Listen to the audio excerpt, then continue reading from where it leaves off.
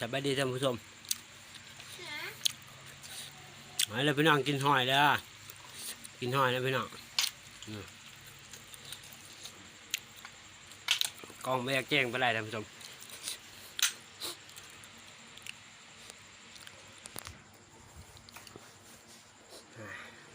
กินหอย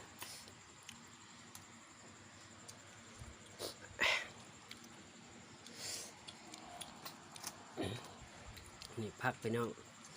เจียวกระส้มหอยยังเงินนี่เขาเอิ้นหอยยังหอยเชอรี่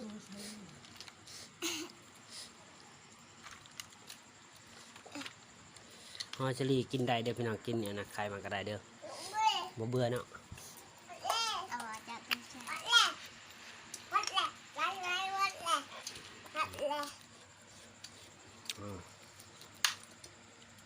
นางกินขี้หายนาง ที่ไข่มัน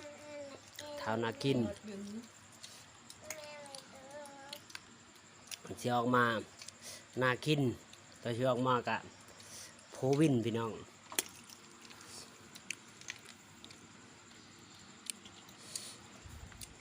ตั้งซื้อลูกตั้งซื้องามๆเลยนะครับท่านผู้ชม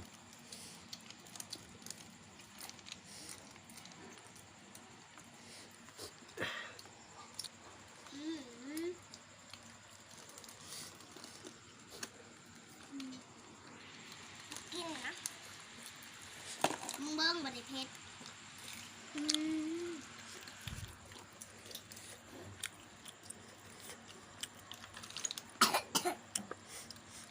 จิ้มให้ไหนกินกินอะไรลูกสาวพอจิ้มให้ไหนอีนี่เต็ม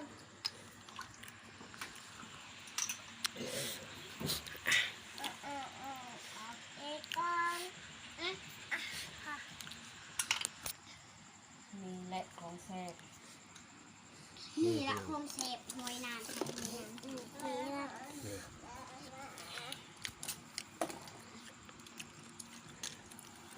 ก็เต็มมาเป็น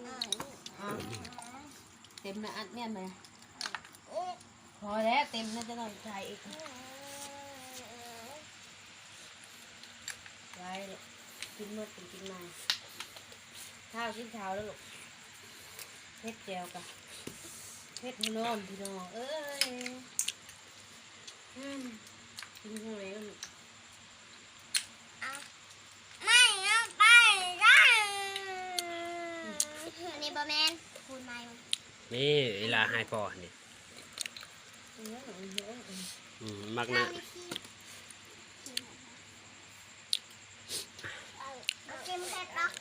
คลิปนี้ก็สิจบที่เพียงซ้ำนี้นะท่านผู้ชมอย่าลืมกดแชร์กดไลค์กด Subscribe พี่น้องเป็นกำลังใจให้เบาน้อยคำสุขชาแนล